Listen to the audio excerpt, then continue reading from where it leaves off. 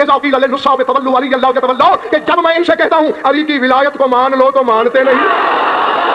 علی کا نمک اترا ہوا ہے میری رگوں میں، علی کی وکالت کرتا ہوں۔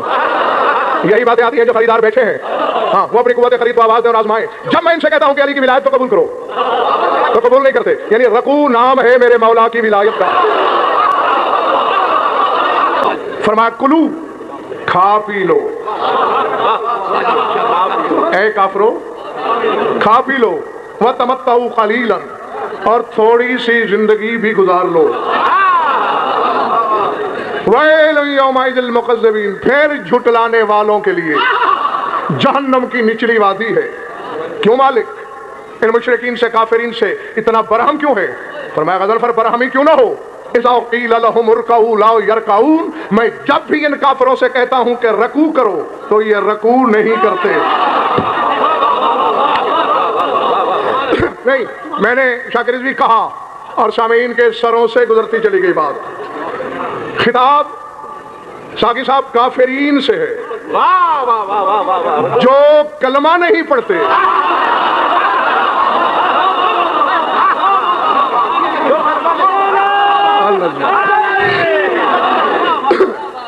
نہیں نعرہ تب لگانا جب پھیپڑا ہتھیلی پہ آئے، پہلے سنتے رہو۔ جنہوں نے کلمہ تک نہیں پڑھا ان سے رکوع کی طلب کیسی؟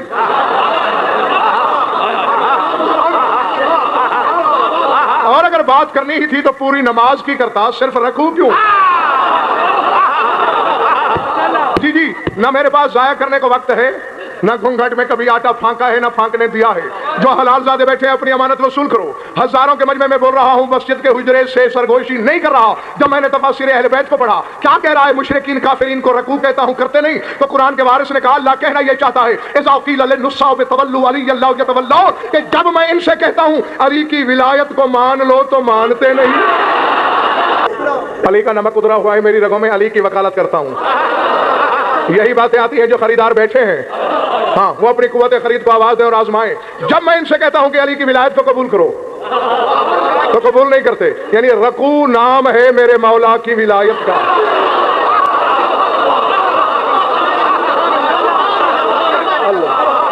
اور آؤ میں چیلنج کر رہا ہوں اس ممبر سے لے کر نجف اشرف کے حوضہ علمیہ تک کی ضمانت لے کر، ہاں بے شک جس کے علم کی باسی کڑی میں زیادہ ابال ہے وہ میدان میں آئے، میرے ایک لفظ کی رد میدان میں کر دے، پیٹھ پیچھے بک بکنا، آنکھوں میں آنکھیں ڈال کے ایک لفظ کی رد کر دے، اپنی زبان کاٹ کے گنگا نہ ہو جاؤں تو میرے نطفے میں شک ہے۔ سر اٹھاؤ، تفاسیر اہل بیت کی ضمانت سے کہہ رہا ہوں، نیت ولایت، قیام ولایت، رکوع ولایت، سجدہ ولایت۔ سمجھ میں آگئی بات دوستو؟ پھر دہراتا ہوں، نیت علی کی ولایت۔ آج پتا چلا رسول نے یہ کیوں کہا ہے کہ انما الاعمال بالنیات۔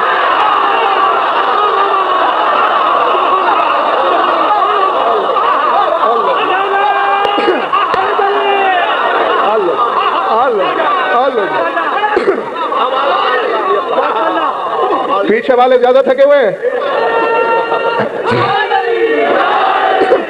پھر سن لو، نیت ولایت، قیام ولایت، رکوع ولایت، قنوت ولایت، سجدہ ولایت، سلام خود علی کا نام۔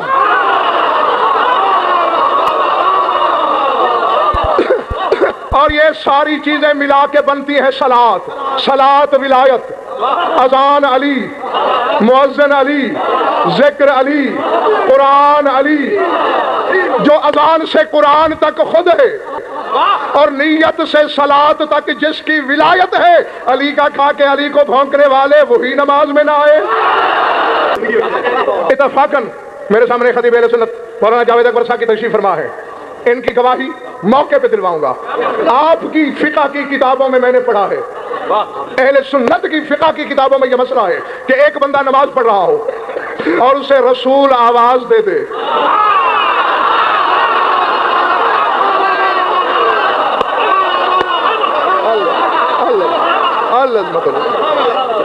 جاگتے رہنا جہاں جہاں تک میری آواز جا رہی ہے۔ کھڑے ہوئے دوست اگر تھکے نہیں تو لکھے یہ بھی اپنی اپنی الواح قلوب پر۔ کوئی شخص نماز پڑھ رہا ہے، رسول نے اسے آواز دی، نماز چھوڑے، رسول کے پاس آئے، رسول کی باتیں سنے، رسول کو جواب دے اور پھر وہیں سے شروع کرے جہاں سے چھوڑی تھی۔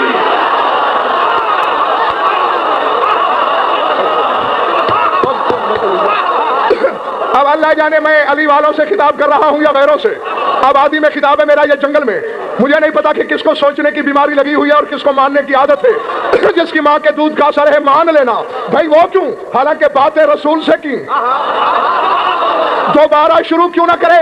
فقہاء اہل سنت نے لکھا ہے لأنہ لم یزل کون فی الصلاۃ، جتنی دیر رسول سے باتیں کی نماز ہی تو پڑھتا رہا.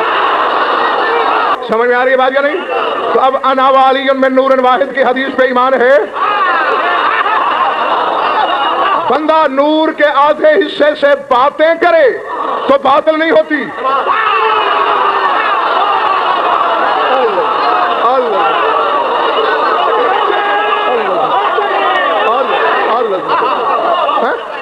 اور دوسرے حصے کا نام آئے تو باطل ہو جاتی ہے.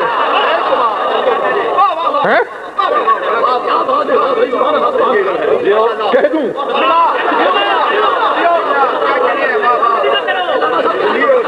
نہیں، نہ تو میں نے کبھی کنجوسی سیکھی ہے اور نہ علی کی ذات پہ سمجھوتا کرنا مجھے آیا ہے. کسی کو بھلی لگے یا بری لگے، ہاں علی کے نام پہ مجھے سمجھوتا آتا ہی نہیں. یعنی اسی کے نام سے باطل ہوتی ہے جو توحید کا بدل ہے.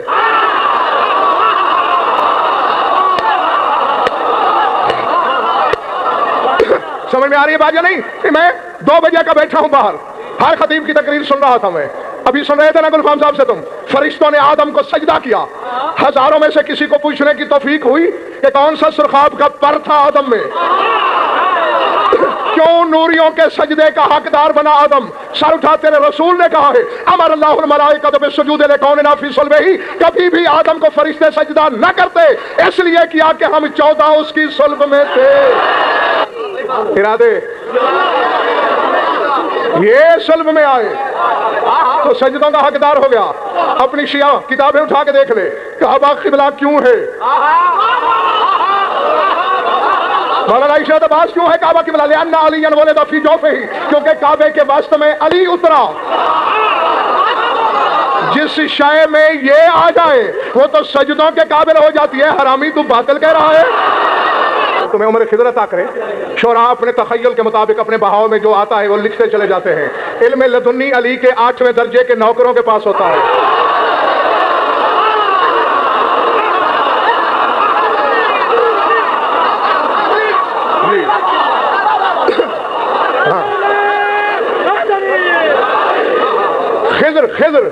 خضر علی کے 8ویں درجے کا غلام ہے.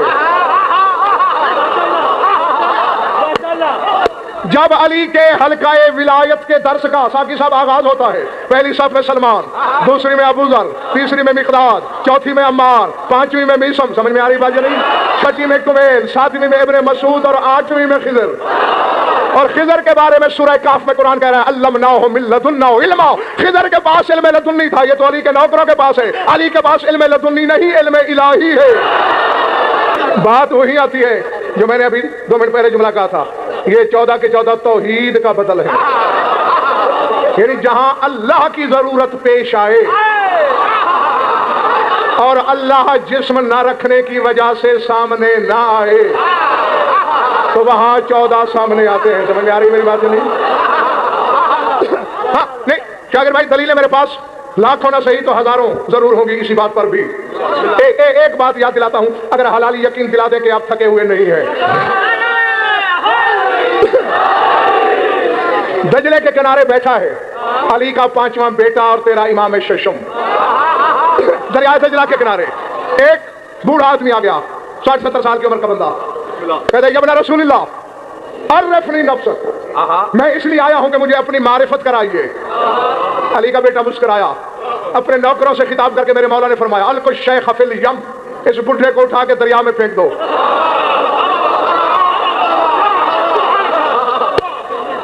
آپ کیوں گھبرا رہے ہیں؟ آپ کو تو نہیں پھینکا گیا.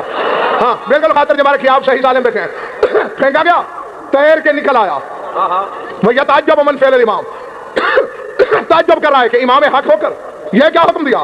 مولا نے فرمایا ابھی سے معرفت نہیں ہوئی، ذرا دور کر کے پھینکو. پھر پھینکا، پھر بھی تیر تار کے ڈوبتا بچتا نکل آیا. فجعل یعاتب الامام، کہ اگر آپ امام حق نہ ہوتے تو میں کسی اور فکروں سے آپ کو یاد کرتا.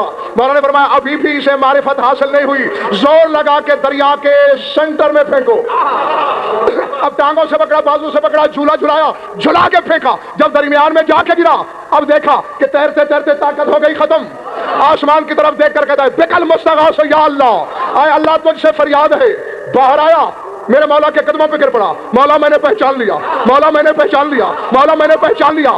فرمایا کیسے پہچانا, کیسے؟ فرمایا جب تک اپنی طاقت سے تیرا مجھے پہچان نہیں ہوئی. جب سارے سہارے ختم ہو گئے, میں نے اللہ کو آواز دی, رائے تو بین المشرق والمغرب مولا جعفر الصادق, مشرق و مغرب میں میں جدھر دیکھتا تھا تو ہی تو نظر آیا.